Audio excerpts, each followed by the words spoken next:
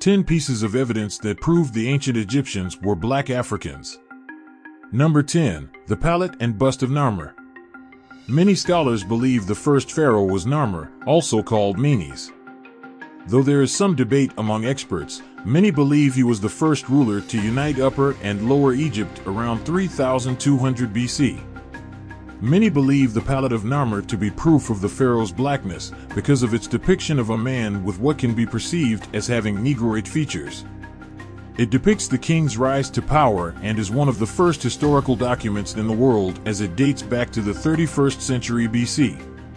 A more popular piece of evidence is a statue head of what is believed to be King Narmer that clearly shows more traditional Nubian features, but the legitimacy of this artifact is the center of some speculation. Number 9.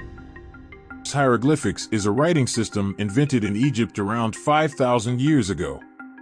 The Egyptians were once thought to have got the idea of writing from the Sumerians, but their system is now generally believed to have emerged independently, although the details of its origins remain mysterious. The majority of hieroglyphs of humans from ancient Egypt depict people with dark brown or black skin and hairstyles that are unique to indigenous African people. These hieroglyphs are some of the most solid evidence that black people are a part of the DNA of ancient Egypt. Number 8. Geography. It is a part of Africa. Some people today believe that Egypt has always been a country of fair-skinned individuals. Many believe this because the current look of a lot of Egyptians and mainstream media's misrepresentation of the ancient kingdom. The fact is, it's often disregarded that the population of Egyptians with a lighter complexion is partially due to migration, invasions, and immigration from nearby regions over centuries. Also, Egypt is not an island and is directly connected to countries and an entire continent of indigenous black people. This makes it extremely difficult for a significant portion of Egypt's population and influence to not be black in ancient times. Number 7. The Nubian Dynasty. The least controversial and more mainstream piece of evidence on this list is the Nubian Dynasty, also known as the 25th Dynasty. Even if you don't believe black Africans were involved in ancient Egypt's entire history, it is a well-documented fact that they reigned as pharaohs for a period of time, but because of mainstream education and media, many are unaware of this. In the 8th century, the Kushite king Tiye conquered Egypt and founded the 25th Egyptian dynasty of black pharaohs from Nubian Kush in 747 BC. The 25th dynasty was highly Egyptianized, using the Egyptian language and writing system as their medium of record and exhibiting a devotion to Egypt's religious, artistic, and literary traditions. This points to a relationship between Egypt and the Nubians pre-invasion. During the rule of the 25th dynasty of black pharaohs is when the Nile Valley saw its first widespread construction of pyramids. Other great building projects were carried out in mainland Egypt as well, with special attention being given to the city of Thebes, which became the capital of the Nubian 25th dynasty black pharaohs.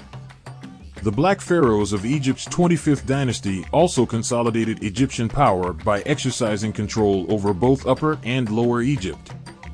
They restored ancient Egyptian culture, power, and prestige that had been lost with the fall of the 24th dynasty.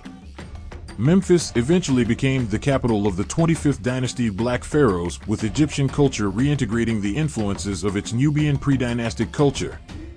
War with Assyria eventually resulted in the end of Kushite power in northern Egypt in 656 BC. Number 6. Maiherpri, whose name can be translated to Lion of the Battlefield, was an ancient Egyptian noble of Nubian descent buried in tomb KV36 in the Valley of the Kings. He was discovered in his tomb along with many precious artifacts, including his copy of the Book of the Dead, which depicts him with dark black or brown skin.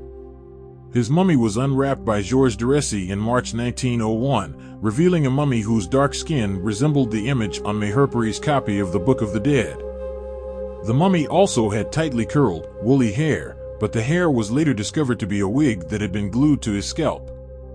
Number 5. The mummy and artifacts of Ahmose-Nefertari. Ahmose-Nefertari was the first great royal wife of the 18th dynasty of ancient Egypt. Ahmose-Nefertari was deified after her death. Every hieroglyph and artifact of her shows a dark-skinned black woman. The discovery of her mummy, which has traditionally Negroid features, including dark skin and nappy locked hair, further proves what she looked like while she was alive. Number 4. Kemet. In ancient times, Egypt was known as Kemet. Kemet translates to black, black land, or land of the blacks. Some scholars believe ancient Egypt was called Kemet because of the dark soil along the Nile River, but scholars such as Dr. Tiye disagree and believe the land got its name from the skin complexion of its ancient inhabitants. Number 3. Scientific evidence. In 1971, Tiye wrote the opening chapter about the origins of the ancient Egyptians in the UNESCO General History of Africa. He presented anthropological and historical evidence in support of his hypothesis that ancient Egyptians had a close genetic relationship with sub-Saharan African ethnic groups, including a shared blood group between modern Egyptians and West Africans. Evidence he presented also includes Negroid bodily proportions in ancient Egyptian art and mummies, microscopic analysis of melanin levels in mummies from the laboratory of the Musée d'Elhom in Paris, plus primary accounts from Greek historians, and shared cultural linkages between Egypt and Africa in areas of totemism and cosmology. In 1980, James Harris and Edward F. Went conducted X-ray examinations of New Kingdom pharaohs' crania and skeletal remains. The authors determined that the royal mummies of the 18th dynasty bore strong similarities to contemporary Nubians with slight differences. In 1987, Martin Bernal analysis literature from Greek historian Herodotus describes and compares ancient Egyptians to black people. In 2022, an STR analysis was published showing 18th dynasty mummies to have a close relation to sub-Saharan Africans. Number 2. Queen Tiye was the great royal wife of the Egyptian pharaoh Amenhotep III, mother of Pharaoh Akhenaten and grandmother of Pharaoh Tutankhamun. Her parents were Uya and Thuya. All of the artifacts of her that were discovered, including a bust, funerary mask, and statuettes of her, depict a black woman with dark skin, full lips, and dreadlock-type hair. In 1980, James Harris and Edward F.